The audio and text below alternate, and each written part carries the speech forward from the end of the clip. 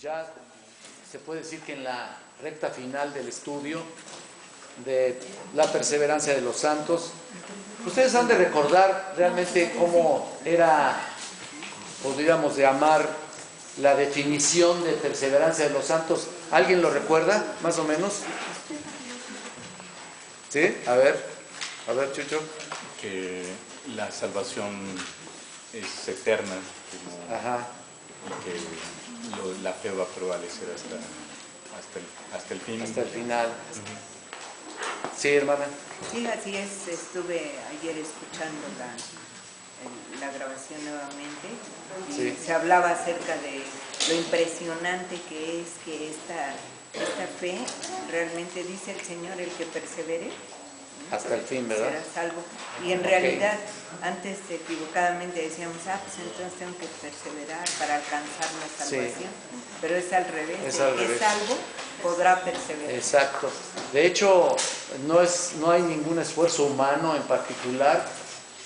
Obviamente,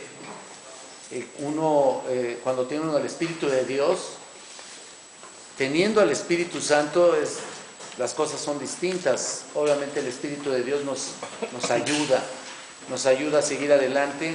El que comenzó en vosotros, ¿se acuerdan de Filipenses 1:6? La buena obra la ha de terminar ¿hasta cuándo? Hasta el día de Jesucristo, ¿se acuerdan? Entonces, había una definición que yo les di la vez pasada. Declara que aquellos a quienes Dios ha escogido, por quienes Cristo murió y que el Espíritu ha llamado con eficacia, perseverarán en la fe hasta el fin. Y eso de decir hasta el fin es una idea, ¿verdad? Pero realmente va a continuar. Como yo les dije, es cualitativa, es decir, una clase de vida diferente de la cual el hombre tiene por naturaleza, y es cuantitativa es decir, es una vida que comienza ahora, sobrevive, pasa incluso la tumba, por llamarle así, el umbral de la muerte, se manifiesta en la resurrección del cuerpo de Cristo, del cuerpo nuevo, y sigue para siempre contemplando la gloria del Señor, para siempre, ¿no? Les di varios pasajes muy interesantes. Y obviamente tenemos varios pasajes donde nos asegura la perseverancia de los santos. ¿Se acuerdan que vimos que el que comenzó en vosotros, más bien, y aquel que es poderoso para guardaros sin caída y presentaros sin mancha delante de su gloria con gran alegría, al único y sabio Dios nuestro Salvador sea gloria y majestad, imperio y potencia ahora y por todos los siglos. Amén. ¿De acuerdo? Bueno, estoy dando un pequeño repaso de lo que desde que comenzamos esta doctrina en particular, cómo debe de estar bien establecida en nuestra mente y por supuesto en nuestro corazón. Y es fundamental estar constantemente pensando que Dios está haciendo la obra contigo, no estás haciéndole tú tu propia obra personal. Entonces es fundamental, porque si no fuera por nuestra fe, que es permanente, otras doctrinas que son parte integral de la salvación, ustedes se acuerdan que estuvimos viendo, podríamos cuestionarlas, parte integral, como por ejemplo la doctrina de la elección, pudiéramos en un momento cuestionarlas, si no fuera por la seguridad de la salvación. También pudiéramos cuestionar la justificación, la doctrina de la santificación, pudiéramos cuestionar definitivamente la glorificación también. Todas podríamos en un momento cuestionarlas, si no tuviéramos la salvación eterna y gloriosa, ¿no es cierto? Para siempre. Y es clave la doctrina de la perseverancia, es clave para que la doctrina de la eternidad de la salvación sea entendida, ya que todas las doctrinas que tienen que ver con nuestra salvación son afectadas por esto. Es muy importante decirlo, que quede muy claro en nuestra vida, ¿no? Y como dije, esto ha sido una doctrina histórica en la iglesia verdadera.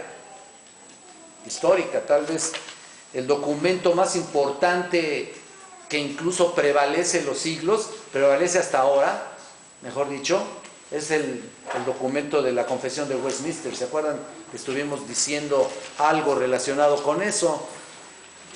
La Confesión de Westminster dice: aquellos a quienes Dios ha aceptado en su amado Hijo, llamado eficazmente y santificado por su Espíritu, no pueden total ni finalmente caer del estado de gracia, sino que ciertamente perseverarán en él hasta el fin y serán eternamente salvados. Ahí está, fin de la cita. Es muy, muy importante que lo tengamos bien presente. ¿Ok? Entonces Westminster no puede ni parcial ni totalmente salir de la gracia, como dije, del estado de gracia en el que fue llamado. En otras palabras, no puedes volver a estar encadenado a tus pecados. Obviamente, en nuestros puntos que estuvimos repasando, vimos algo muy importante. Y uno de esos puntos, ¿se acuerdan? Un creyente verdadero perseverará en la fe porque Dios es fiel. Y bueno, estuvimos viendo varios puntos. El primero, la doctrina de la perseverancia de los santos no quiere decir que ellos jamás fracasan. ¿Se acuerdan? Lo tienen incluso ahí en su hoja, ¿no? No quiere decir que no vas a fracasar. Y uno de los ejemplos claros en la Escritura, ¿cuál es? ¿Se acuerdan que les di de quién? David. Digo, tremendo. Si tú lo ves, te das cuenta que cómo las cosas se fueron dando, ¿no? Primeramente no fue al frente, a la guerra, ¿no? Segundo, andaba de ocioso ahí en el balcón, ¿no? Fíjense todo lo que hace ese alejamiento, ¿no? Esa ociosidad a veces en nuestra vida. Y luego después se le antojó quien estaba ahí bañándose como Betsabé, y bueno. Pero vean ustedes que es la única persona, sin embargo, en toda la Biblia, de quien se habla que aquel que fue de acuerdo al corazón de Dios. Tú dices, qué tremendo, ¿no? Es el que fracasó rotundamente, ¿sí? Pero fue de acuerdo al corazón de Dios. Así que un creyente verdadero, de todas maneras peca, pero no en un estado de esclavitud nuevamente. Definitivamente que en un estado de esclavitud no puede volver hacia atrás. Entonces, pero si hay pecado, tenemos un recurso. ¿Se acuerdan que dijimos que si confesamos nuestros pecados, Él es fiel y justo para perdonar nuestros pecados y ¿qué? Limpiarnos de toda maldad? Ahí está 1 Juan 1:9. Entonces, uno tiene un recurso maravilloso. La Biblia nos dice varios pasajes al respecto. La Biblia nos habla también de que el justo caerá 7 veces y 7 veces será levantado. La Biblia nos habla claramente que podemos confesar nuestros pecados y Él nos va a conceder el perdón constantemente. Es un tipo de redención constante, ¿se dan cuenta? Obviamente fuimos redimidos en un principio por la sangre de Cristo, nos arrepentimos de nuestros pecados, fuimos redimidos, Él pagó el precio en la cruz del Calvario y sin embargo nos sigue perdonando. ¿Por qué? Porque aún estamos en este cuerpo de maldición, como dice Pablo, ¿no? Ahí está. ¿Se acuerdan que 1 Juan 2:1 dice, hijitos míos, estas cosas os escribo para qué? Para que no pequéis, ¿te acuerdas? ¿Por qué? Porque tenemos ahí un abogado, ¿no es cierto? Y si alguno pecare, abogado tenemos para con el Padre, a Jesucristo el justo. Ahí está, nuevamente. Entonces, Pablo estaba consciente que los creyentes somos débiles. Tenemos una debilidad en nuestra misma naturaleza caída. Aun cuando yo no me gusta llamarlo de esa manera, pero aquí está nuestra condición humana, ¿no? Prefiero llamarle condición humana, ¿no? Porque hemos tenido ya una nueva naturaleza, ya lo hemos visto, ¿no? Y si ya tenemos una nueva naturaleza, no tenemos por qué recurrir a ella nuevamente. Caemos, pero nos volvemos a levantar. Y somos débiles porque así es nuestra condición humana. Él era tan débil como cualquiera de nosotros. Pablo era tan frágil que pudiera caer en cualquier momento. Entonces a veces subestimamos nuestra debilidad, ¿no? ¿No es cierto? Y nos creemos fuertes. Creemos que todo el tiempo pues, no va a pasar nada, ¿no? Subestimamos nuestra debilidad y nos damos el lujo de jugar incluso con las cosas pecaminosas sin considerar que en cualquier momento podemos caer. Y fuerte, terrible, podemos caer de una manera terrible. En segundo lugar, vimos que estábamos hablando de que la seguridad de la salvación, que a veces también así se le llama, no solamente la perseverancia de los santos, sino también la seguridad de la salvación, no quiere decir que una persona que hizo profesión de fe o que aceptó a Cristo o profesó creer en algún momento puede depender de esa declaración, o mejor dicho, de esa decisión, ¿se dan cuenta? O de esa profesión, como quieran llamarle. Es decir, no puedes decir que perseveras en Cristo solamente porque hiciste una decisión o profesaste creer en Él. ¿Por qué lo digo? Lo dijimos la semana pasada también. ¿Se acuerdan que puede ser un compromiso superficial, como muchos los hemos visto? Muchas personas hacen una profesión de fe de dientes para afuera y ese es el problema más grave para ellos, ¿no? No puedes depender de esa profesión de fe. ¿Por qué lo digo? Porque tu vida tiene que ser realmente transformada. Ese es el punto. Y se tiene que ver manifestada en toda tu manera de pensar, fíjate, en todos tus actos, en toda tu manera de vivir, en toda tu manera de hablar, en toda tu manera de decidir incluso. Obviamente decidimos en el Espíritu Santo, porque si decidimos nosotros mismos, ¿qué tal? ¿Cuántos errores cometemos? ¿Cuántas decisiones tenemos fallidas? ¿Cuántos errores? Y pagamos duro el precio, por nuestras decisiones equivocadas.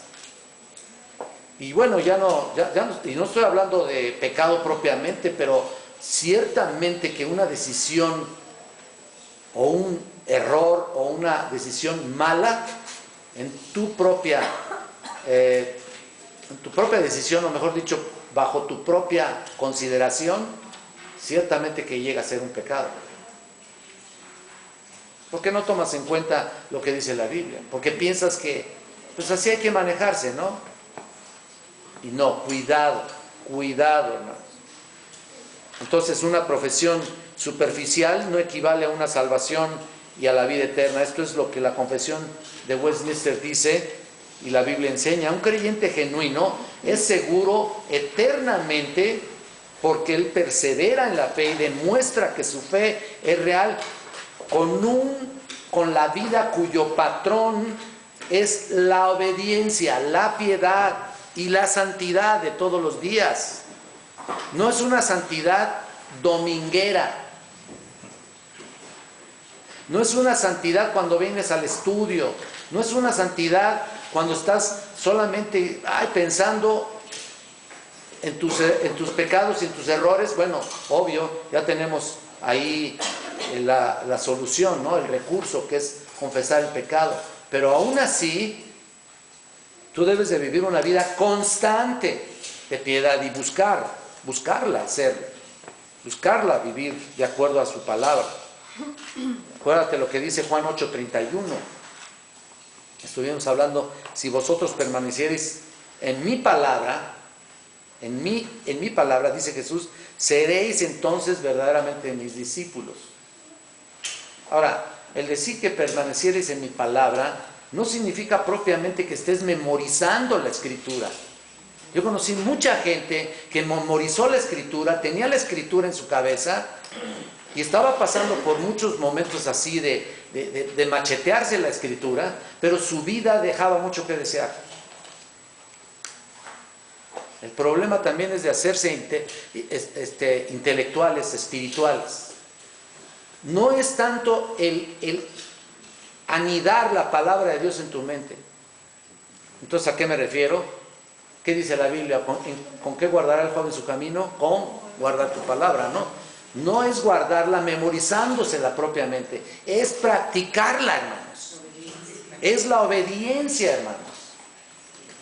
¿De qué sirve que tengas llena la cabeza de la Escritura y tu vida no diga ni refleje nada, ¿no? Entonces, Pablo expresó claramente esta verdad cuando se acuerdan, dice en Efesios 2, 8 y 9, porque por gracia sois salvos por medio de la fe, y esto no de vosotros, pues es un don de Dios, no es tuya la fe ni la gracia, para que hagamos lo que queramos, ¿no? Entonces, somos hechura suya, creados en Cristo Jesús para buenas obras. Ahí está el punto, para buenas obras. ¿Qué tanto estamos realmente caminando en la fe y practicando lo que leemos o lo que escuchamos o las enseñanzas que recibimos? Entonces, esto es muy importante.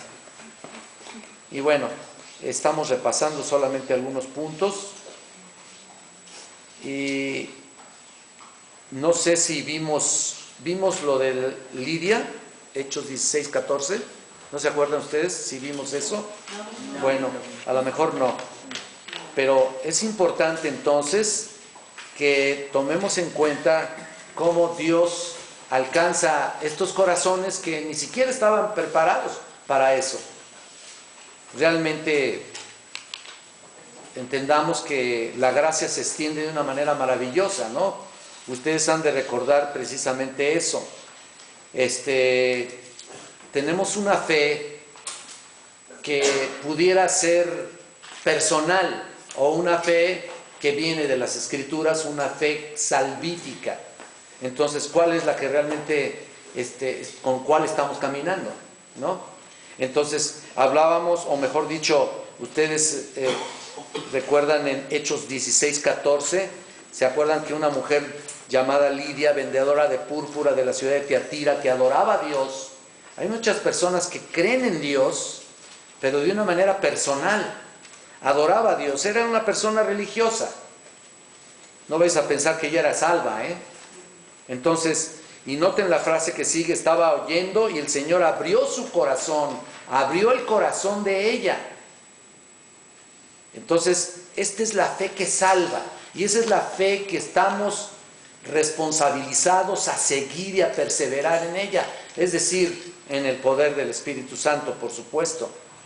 Si tenemos una fe natural, pues saben que, por ejemplo, ustedes están sentados en una silla, ¿no? Realmente tienen fe en que esa silla los va a sostener, ¿no? Si nos subimos a un avión, pues tú tienes fe en que el avión te va a llevar a tu destino y tú te dejas llevar porque hay una fe ahí, ¿no? Muchas personas se suben y confían en que los va a llevar a su destino, ¿no? Y confías ahí en el piloto y etcétera, etcétera, ¿no? Imagínate ese aparatazo tan pesado, te va a llevar, va a volar y va a llegar a tu destino. Tú vas al doctor y te receta algo, y ¿qué tal? Tienes una fe ahí y dices tú, bueno, pues vamos a confiar, ¿no? En lo que te receta el doctor, pero cuando eres creyente confías en que el Señor está poniendo los medios para salir adelante, ¿no? Confías en que te va a llevar a tu destino sano y salvo, ¿no? Pero yo estoy hablando de aquellas personas que manejan la fe que no es salvífica, una fe natural, como si realmente fuera la fe para el Señor también. Entonces, se basan en una fe educada, podríamos llamarle así. ¿Qué quiero decir? Es una fe que confía en las probabilidades. Estamos conscientes, hemos visto muchísimas veces que si vamos a un restaurante, uno puede comer y tener fe que no te van a enfermar, ¿no? Y confías, no sé, pues, en que el restaurantero, el chef, preparó algo y pues, en el nombre sea de Dios, ¿no? Y das gracias a Dios y en cuanto a horas, pues, aquel alimento en realidad es una bendición para nuestros cuerpos, ¿no? Pero estoy haciendo una pequeña diferencia entre una fe que salva, que permanece, y una fe que es transitoria, una fe que vives todos los días, ¿no? Entonces, ¿cuántas personas están viviendo ese tipo de fe que no los lleva a ningún lado, ¿no? Entonces,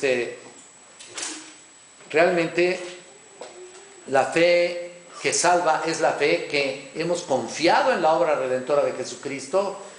Cristo obviamente entregó su vida y rescató a todos los que tenía escogidos para gloria, a todos los que estaban ordenados para gloria. ¿Se acuerdan lo que dice la Escritura en ese sentido? Entonces, la fe que salva es esa, una fe que no, va a perseverar, una fe que nos va a llevar hasta el fin de las cosas. Entonces, ningún ser humano tiene la habilidad para creer en el Evangelio por sí solo. ¿Me explico? ¿Por qué lo digo? Porque Pablo dice, el hombre natural, ¿se acuerdan? No percibe las cosas de Dios o las cosas que son del Espíritu de Dios. ¿Por qué? Porque para él, ¿qué? Son locura, ¿no? ¿Por qué? Porque no las puede entender, no las puede discernir, no tiene forma de percibir el significado de esas palabras. Y entonces, ¿cómo debe de entenderse? Te debe de entender espiritualmente. ¿Por qué? Porque el hombre natural no entiende las cosas del Espíritu. ¿Por qué? Porque está muerto en sus delitos y pecados. Es un cadáver espiritual. Lo hemos estado repitiendo eventualmente. Y es totalmente incapaz y sensible de percibir las cosas del Espíritu. Y la salvación es obra de Dios. Por tanto, hasta que viene el Espíritu Santo a nuestro corazón, hasta que de alguna manera te hace un llamado específico, hasta cuando el Espíritu de Dios toca tu corazón, te atrae hacia Él mismo, y obviamente es cuando entonces vienes y recibes a Jesucristo en arrepentimiento y fe. Ahí está. La obra espiritual solamente la realiza el Señor, y bueno, Dios nos está concediendo el privilegio no solamente de haber recibido por fe ese evangelio maravilloso, sino que además te sostiene, te guarda hasta el fin. Él busca la manera de que no vas a retroceder de ninguna manera. No hay forma de retroceder. Entiendo que pues estamos viviendo cada día y cada momento en un peligro constante, ¿no? Nuestra carne se revela, el enemigo está constantemente buscando a quien devorar, lanzando los dardos del fuego del maligno, y como lo he dicho y lo vuelvo a repetir, definitivamente que pudiéramos echarle la culpa al enemigo para todo, pero sinceramente ninguno es tentado de parte de Dios, porque Dios no tienta a nadie. Cuando de nuestra ¿qué? Propia concupiscencia eres ¿qué? Seducido y atraído. Y este es el punto, ¿no? Entonces, cuando eres seducido y atraído, pum, das a luz pecado, y luego ¿qué? Muerte, si perseveran en el pecado en un momento dado, ¿no? Ya hemos estudiado ese punto. Entonces, ahí está. Así sucede con nosotros, como abrió el corazón de Lidia, también abrió nuestro corazón de una manera sobrenatural. Y esa fe que tenemos no es natural, no es la fe que vivimos, es decir, en nuestro propio criterio, en nuestra propia forma de pensar. Viene de Dios, perdura y persevera. Tiene que ser así, no es obra tuya, no es obra mía, es de Dios. Entonces, cualquier idea de la salvación que no es segura, por decir así, que alguien dijera en un momento determinado que no es segura, es una realmente distorsión a la verdad bíblica. Alguien que diga, ay, fíjate que él creía, pero perdió la fe. No lo puedo entender. Dios no es hijo de hombre para que mienta. ¿Se dan cuenta? Entonces, obviamente, si te dio una fe, te va a perseverar hasta el fin. Así que vas a caminar. Cualquier idea de la seguridad eterna que no incluya la perseverancia de la fe, también es una distorsión bíblica Que quede bien claro, hermanos. No es una cuestión de decir, yo sí tengo la seguridad completa de mi salvación solo por decirlo. Bueno, ¿qué dice Santiago? Vamos un poquito ahí a Santiago. Vamos un poquito adelante para que ustedes vean este pasaje en el capítulo 2, versículo 14. Hermanos míos, ve dónde se aplica básicamente la seguridad de la salvación. Mira, ¿de qué aprovechará si alguno dice que tiene fe y no tiene obras? ¿Podrá la fe salvarle? Ahí está, aquí están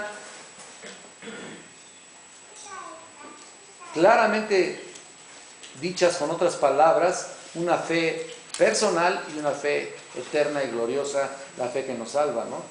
En otras palabras, cuando alguno dice que tiene fe, ¿cuál fe entonces es la que profesa? La fe que tiene no es una fe que produzca obras, entonces no es la fe de Dios. Si no te produce obras, ¿sabes qué? No digas que tienes la seguridad de tu salvación. Este pasaje muestra la prueba de la conducta justa, que es la obediencia a la palabra de Dios. Ahí está el punto, y se manifiesta en un carácter piadoso, en una vida distinta, en una vida de crecimiento, de edificación. Ese también es otro punto muy importante. Hay personas que se quedan estancadas espiritualmente. Ya no avanzan más ahí, ya se quedaron ahí. Y tú dices, bueno, ¿qué está pasando con tantas personas que tienen años? Ya hasta tienen el nombre de la silla ahí. Yo ya estoy estoy seguro que, ¿quién sabe por qué yo los veo en el mismo lugar siempre? Miren en la parte de atrás de la silla, posiblemente tengan su nombre ahí. Estoy seguro. Si no, lo van a poner ahí. Pero ¿saben qué? Hay muchas personas, no lo quiero decir por ustedes, pero hay muchas personas en muchas iglesias que tienen 40 años, oigan esto, o más en el cristianismo y están estáticas. Ahí están. Toda la vida están así. No mueven un solo dedo. Su fe no les ha accionado su vida, no les ha motivado para hacer algo para Dios. Desde luego que hay muchos que no sabemos, ¿verdad? Hay personas de oración, hay personas que son guardianes realmente de oración, gracias a Dios, pero les puedo asegurar que hay muchas otras que no han hecho nada. Se han vuelto religiosas, están ahí sentadas, o son incluso a veces los religiosos son los más fieles, tanto en la asistencia como en los estudios, como cualquier actividad. Digo, actividad en cuanto al programa de la iglesia, pero ellos en particular no se desenvuelven de una manera abierta hacia ir y demostrarles su salvación a otras personas. ¿Qué tipo de salvación es esa, no? No lo sé. Es una fe muerta, ¿no? Lo que estamos leyendo aquí. Qué pena, ¿no? Entonces, ahí está el punto. Si no produces obras, entonces no me digas que tienes una fe viva. La fe que el Señor depositó en tu vida genera, se reproduce, da fruto. Tienes un don en particular, mínimo un don espiritual, mínimo. Hay quien tiene más. Yo no creo que ahora en la actualidad, no creo que nadie tenga todos los dones. Todos los dones. Estoy hablando de dones espirituales, ¿eh? No creo que hayas personas así. Yo creo que Pablo es una persona que posiblemente haya tenido todos los dones espirituales. Que por cierto había una persona por aquí que venía a esta iglesia que decía que tenía todos los dones. Alguien me lo dijo y dije yo, ¿qué? Oye, pues pero pues viene un domingo y 6 no, ¿verdad? Entonces tú dices, ¿qué tipo de fe es esa y qué tipo de dones tiene, no?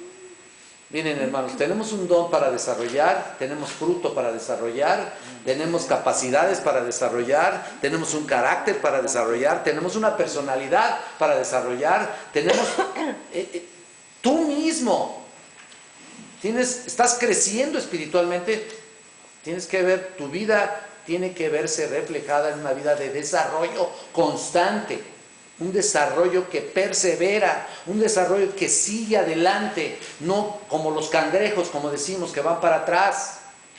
Esos que van para atrás definitivamente, mira, están peor, ¿eh?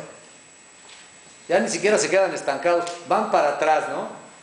¿No te has encontrado con alguien que dice, yo era cristiano? ¿No te has encontrado con alguien? Yo me he encontrado así, gente, ¿qué eras? ¿Kimosabi? No, ¿qué vas a hacer, hombre? Nunca fuiste, punto. Ese es el punto, esa es la idea. Entonces, esta es una fe, no es una fe religiosa, es una fe perseverante, es una fe constante, es una fe que da fruto y entonces, como resultado, todo lo que hagas glorifica el nombre de Cristo.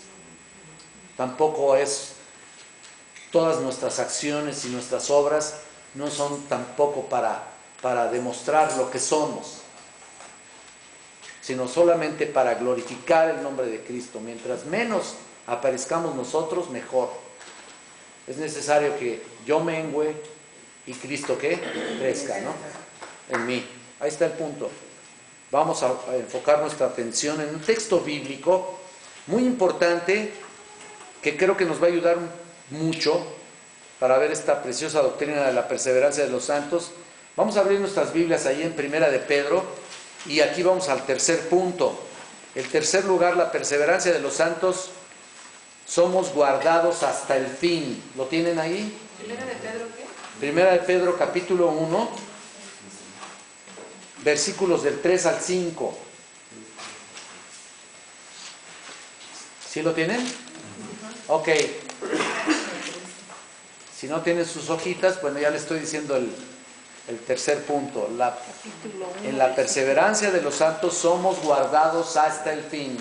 Dice, bendito el Dios y Padre de nuestro Señor Jesucristo, que según su grande misericordia nos hizo renacer para una esperanza viva por la resurrección de Jesucristo de los muertos, para una herencia incorruptible, incontaminada e inmarcesible, reservada en los cielos para vosotros, que sois guardados por el poder de Dios mediante la fe, para alcanzar la salvación que está preparada para ser manifestada en el tiempo postrero. Sois guardados, dice ahí en el versículo 5. Pongan atención en esa frase. Sois guardados por el poder de Dios mediante la fe. Las dos cosas van juntas. Sois guardados por el poder de Dios mediante la fe. Dios persevera a los salvados y la protección viene de un medio, la protección viene por medio de la fe, que es hasta el final de todas las cosas. Cuando dice, se ha manifestado en el tiempo postrero, ¿lo estás viendo? Dice en el versículo 6, en el cual os alegráis, dice. Y por supuesto, ¿cómo no nos vamos a alegrar, no? Claro que nos vamos a alegrar. Somos guardados. Si somos protegidos por Él, ¿cómo no nos vamos a alegrar? ¡Qué maravilla! Aunque ahora, dice Pedro aquí, por un poco de tiempo, si es necesario, tengáis que ser afligidos en diversas pruebas. Parece que esto no fuera un aspecto condicional, ¿no? No lo es. De hecho, no es que si Dios diga, te voy a dar la fe, pero tienes que sufrirle, si no, no. No es eso. Va en todo el paquete completo. En otras palabras, Dios te da la fe, pero ya implica estar preparados para hacer frente a un mundo caído, ¿no? Y ya con eso ya estás en un mundo que no te pertenece. Venimos de paso, somos peregrinos. Este mundo no es nuestro, o sea, es decir, aquí estamos, pero tenemos una ciudadanía. ¿Y dónde está la ciudadanía? En los cielos. Entonces, por eso es que yo no concibo así tanto amor por este mundo y por las cosas que están en el mundo, por tanta atención y un desarrollo y llegar al éxito, ¿no? O a la, pudiéramos llamar,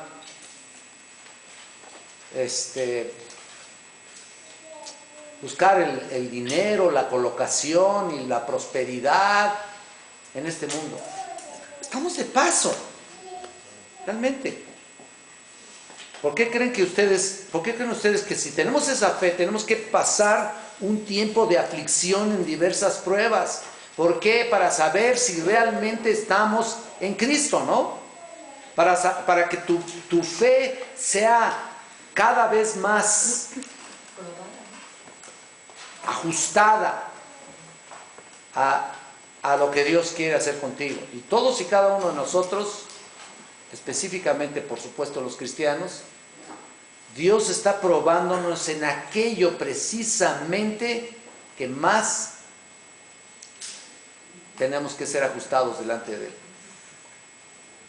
A veces nuestro carácter no está muy de acuerdo con nuestra personalidad, muy de acuerdo a los parámetros bíblicos, y Dios tiene que traer pruebas para que esa fe y esa vida se ajuste al criterio divino.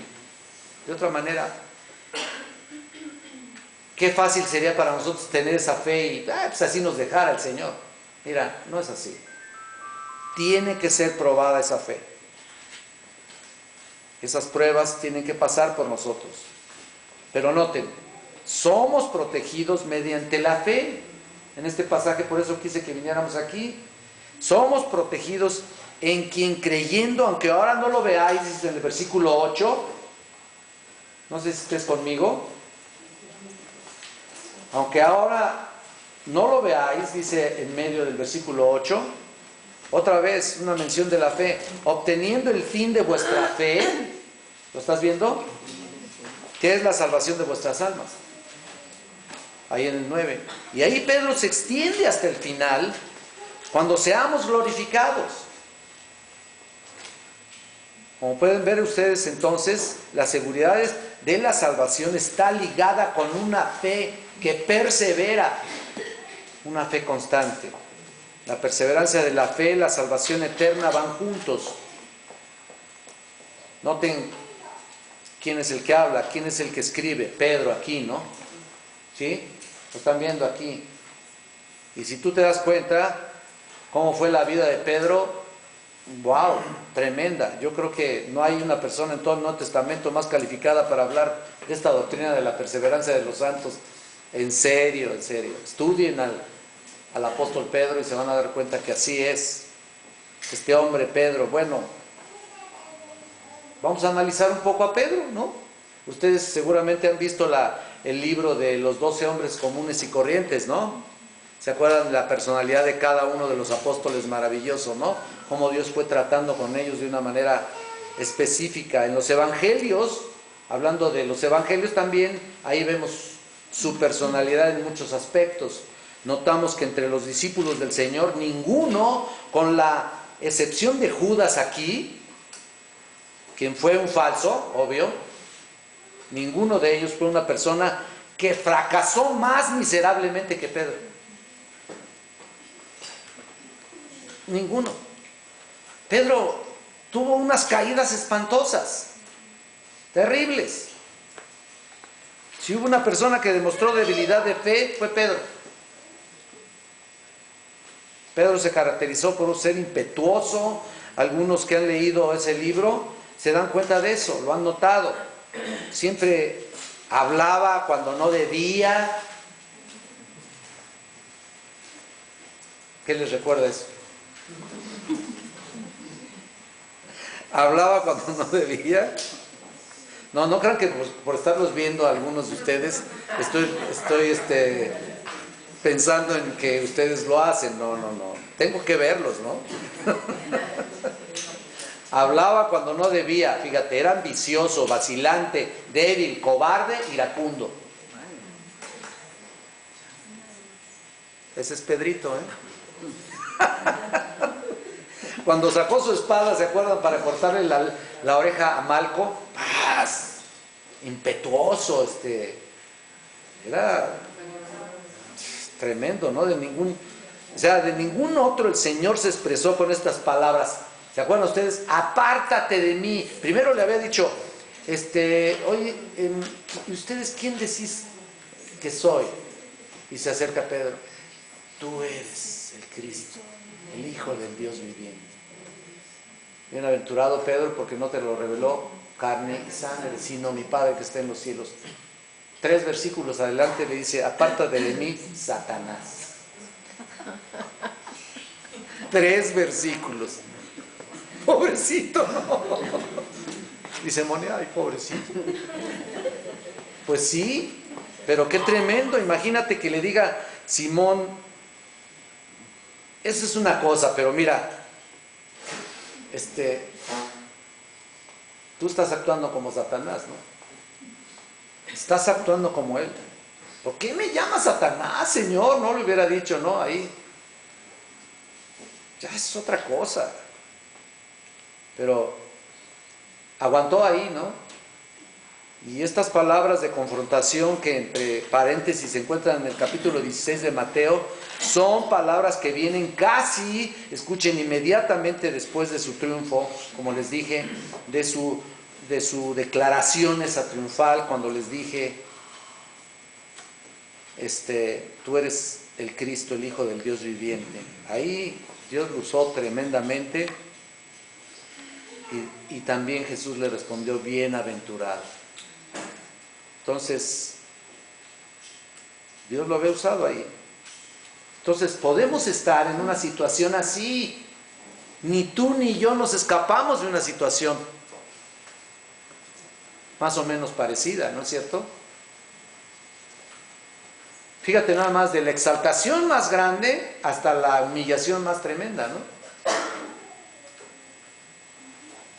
Este era Pedro, una persona de altas y bajas. Pedro es tal vez el ejemplo más obvio de un creyente que es capaz de tropezar seriamente a alguien. Ser débil, cobarde, como dije, hasta llegar temporalmente a negar a su Señor. Y entonces, pensemos un momento, ¿qué pasa con nosotros, no? Nos vemos a veces muy ambivalentes también en nuestra manera de pensar.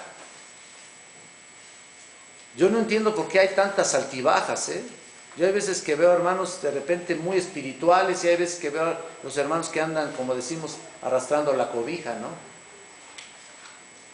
¿Por qué tiene que ser así? ¿Por qué? Yo a veces me veo como él, con altibajos.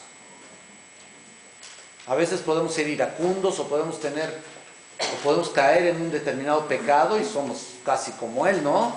De repente no nos acordamos, ¿o qué está pasando? Nos parecemos a él a veces. Podemos ser muy llenos del Espíritu Santo y ¡ay, cómo está el hermano lleno del Espíritu Santo! O tú mismo lo percibes, ¿no? No sé si se han dado cuenta de eso, o no sé si se han estudiado a sí mismos cuando estás lleno del Espíritu Santo. Obviamente no te sobreestimes tanto, Pudieras estar muy lleno del Espíritu Santo, pero en cualquier momento puedes estar lleno de ti mismo. Ese es el problema. No estoy diciendo que estés haciendo las cosas de Satanás, pero muchas veces hacemos lo que nuestro cuerpo nos pide y ahí damos una bajada terrible, una caída terrible. Entonces, ¿Se acuerdan que Jesús le advirtió a Pedro que le iba a negar también? Seguimos estudiando a Pedro. Ahí en Lucas 22, 31, el Señor Jesús le dice, dijo también el Señor, Simón, Simón, otra vez, fíjate, he aquí Satanás os ha pedido para zarandearos. Ha de haber dicho Pedro, bueno, pues ya la traen conmigo, ¿no? Como trigo, le dice el Señor. En otras palabras, Jesús comienza a advertir, mira, algo va a pasar, Pedro. Satanás ha pedido permiso para darte una zarandeada terrible. Pero, ¿sabes qué? Entre paréntesis, Satanás no puede tocar a un hijo de Dios a menos que Satanás mismo pida permiso a Dios para zarandear a las personas. Ninguna persona, bueno, es decir, ningún espíritu, es decir, hablando de los ángeles, que también son espirituales, ningún demonio, nada puede tocar tu vida si Dios no lo permite. Así que, así sucedió con Job, ¿no? ¿Te acuerdas? Ahí estaba Job, también no pudo tocar a Job hasta que Dios le dio chance, ¿no? Igual con nosotros. Noten el versículo 32, Lucas 22, estamos, y el versículo 31 les dije. Y luego el versículo 32, aunque Satanás te ha pedido para zarandearte, dice Lucas 22, 32, pero yo he rogado por ti, dice. Qué maravilla, ¿no? ¿Para qué? Para que tu fe no falte. ¿Ven eso? Estamos estudiando la perseverancia de la fe. ¿Por qué es que perseveramos en la fe? Bueno, aquí está la respuesta. No solamente es porque Dios te da una fe fructífera, productiva, una fe que avanza, que no se queda estática, que crece, que se edifica constantemente con la palabra, sino que Dios mismo está prometiendo guardarte. Qué maravilla, ¿no? Ahí está el punto de la perseverancia. No solamente Dios nos da la fe, sino que también el Señor Jesús está intercediendo por ti, por mí, todos los días. Siempre y cuando estemos entendiendo nuestra propia debilidad, siempre y cuando estemos entendiendo que somos frágiles, hermanos. Somos débiles, en cualquier momento somos susceptibles a nuestra propia carnalidad, somos susceptibles a los dardos del fuego del maligno. Claro que sí. Pues ¿quién se puede creer arriba de eso? Nadie. Jesús mismo dijo que Él intercedería por Pedro para que su fe no falle. Lo mismo hace contigo, hermano. Y si el Señor oraba por Pedro de esa manera, su fe podía, a pesar de eso, su fe pudiera fallar. Pero Pedro necesitaba esa oración de Jesús. Pedro no sabía cuán débil era y cuánto necesitaba la intercesión de nuestro Salvador. Y Pedro era una persona que tal vez, a lo mejor, pudiera creerse un poquito más que todos los demás apóstoles, ¿no? No que lo que dice en el versículo 23, ahí estamos hablando de Lucas, no que como yo lo tengo acá escrito, vean en el Lucas 22, versículo 23.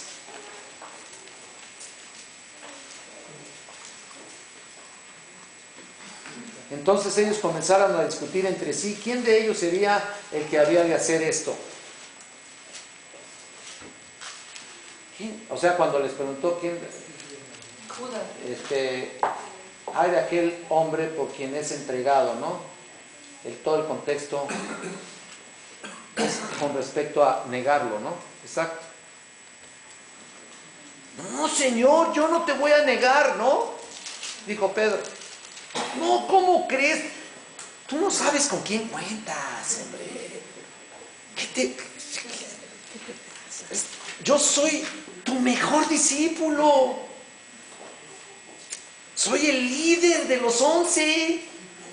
Tengo un diploma de la Grace, que firmado por MacArthur. No, pues ya le hiciste, ¿no? ¿Cómo crees que te voy a fallar? Me discipulé con Enrique. No, pues ahí sí. Ahí sí ya no tienes nada que hacer.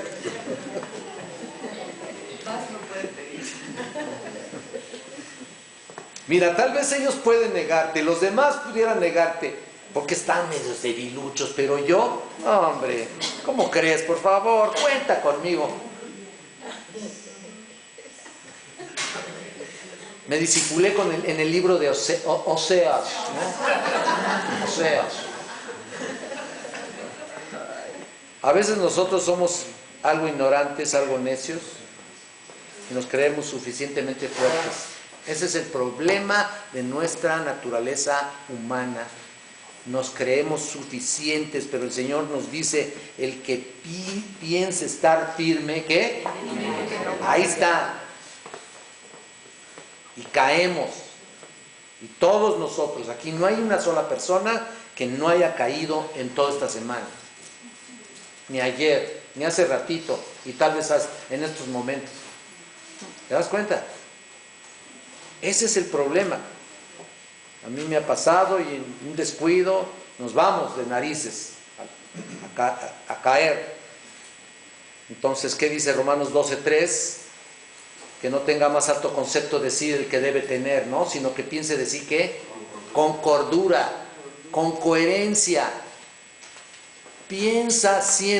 Pensemos siempre lo débil que somos.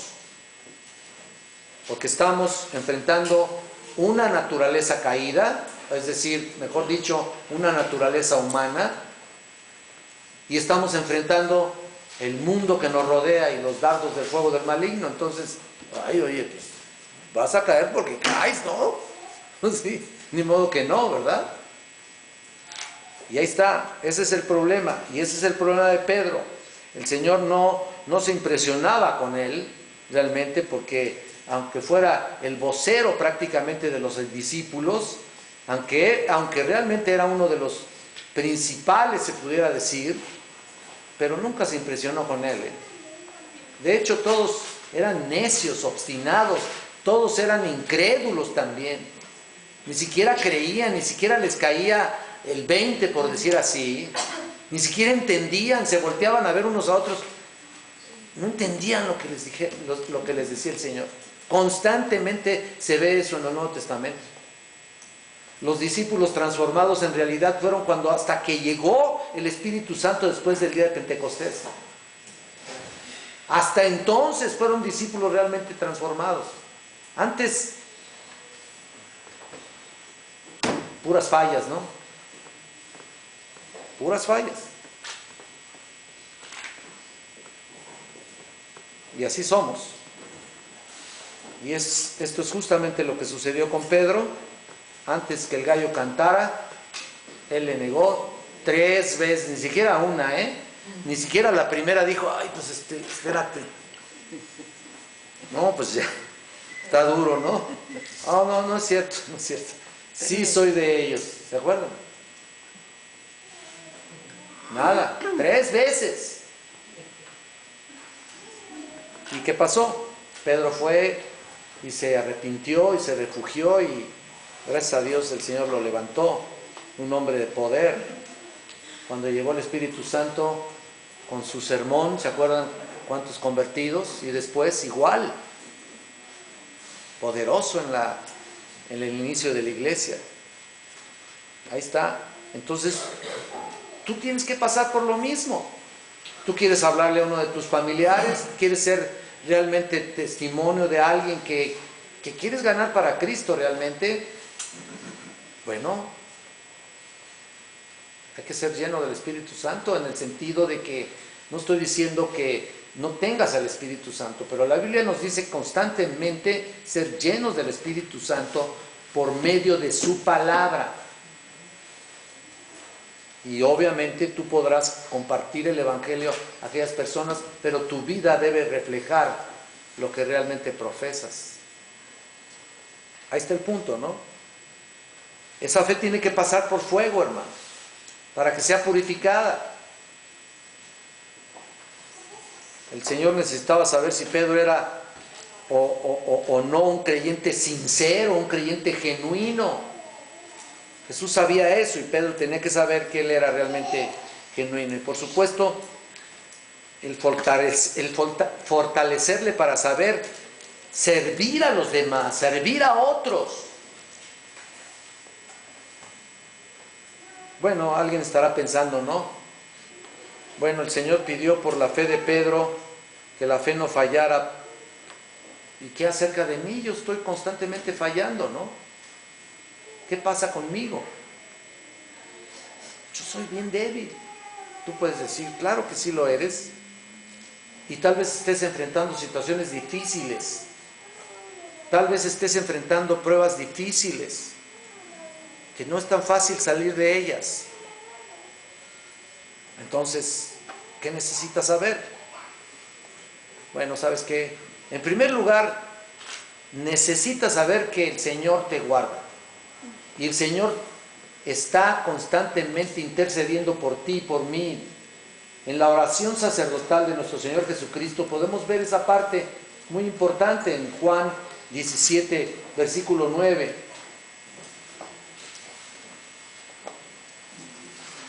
Juan 17, 9. Mira lo que dice: yo ruego por ellos, no ruego por el mundo, sino por los que me diste, porque tuyos son. Noten eso. Yo no estoy pidiendo por el mundo, estoy pidiendo por ti, estoy pidiendo por aquellos que me diste. ¿Te das cuenta? Cristo no estaba orando por todo el mundo, estaba orando por los que el Padre le había dado a él. Y ahí está. Y vean en el versículo 2, como le has dado potestad sobre toda carne, para que de él dé vida eterna a todos los que le diste. Ahí está, los creyentes, la iglesia genuina, los creyentes genuinos son un regalo de Dios Padre al Hijo. Son un regalo, se los entregó. Y el Hijo no iba a hacer un trabajo a medias. Él tenía que perfeccionarnos y nos sigue perfeccionando y seguimos caminando en esa perfección y vamos a perseverar en eso. Para perfeccionarnos, ¿para qué? Para que un día estemos en su presencia. Ahí está. Entonces, no solamente el Señor te dio la salvación, te dio una fe maravillosa y una gracia divina eterna, sino que sigue trabajando contigo. Mira, no le des tanta chamba al Señor, ¿no? Algunos le dan más trabajo que otros, ¿no es cierto? Imagínate tantos que está ahí constantemente trabajando así, y unos son pero duros de roer, ¿eh? Son difíciles, pero el Señor dice: Padre, como me has dado potestad sobre toda carne, para que dé vida eterna, no a toda carne, sino solamente por aquellos que me diste. Esos son los escogidos de Dios, que Dios está trabajando con ellos, está trabajando contigo, está trabajando conmigo, y Él no solamente trabaja, sino que nos guarda en su nombre. ¿Qué más, verdad? Pues vamos a tener que pararle aquí, porque ya es un poco tarde,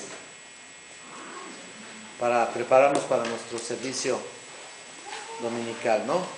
Está pendiente el siguiente punto, que es, ¿qué? No los veo. Aquí ya está la conclusión. Ah, ya está la conclusión. Sí. Pues yo me pudiera seguir, pero... Sí. Ay, pues sí. Sí. Bueno, quizá nos llevamos muy poco tiempo la próxima semana. Entonces, para no estar afectando el servicio dominical, vamos a orar para terminar con este estudio. Padre, Señor mío, gracias por tu interés en nosotros. Gracias, Señor, por tu maravillosa obra en nosotros. Gracias porque nos estás cuidando, nos estás guardando, nos estás edificándonos. Todo lo hiciste tú, Señor, desde el momento de habernos llamado, de habernos elegido, de darnos la salvación. Nos das la oportunidad de arrepentimiento, y no solamente eso, sino que nos guardas en tu fe, en la fe que nos has otorgado. Y, Señor, nos sigues edificando y nos sigues guardando y nos sigues cuidando. Eterno Dios, que verdaderamente sepamos valorar lo que tú nos has dado, Padre. Ayúdanos a seguir adelante, a perseverar en esta fe sin desmayar y a considerarnos realmente lo que somos, considerar nuestra debilidad y nuestras flaquezas, para entender, Señor, que tú estás obrando en cada uno de los verdaderos creyentes, Padre. Gracias, ponemos todo en tus manos, en nombre de Cristo te lo pedimos.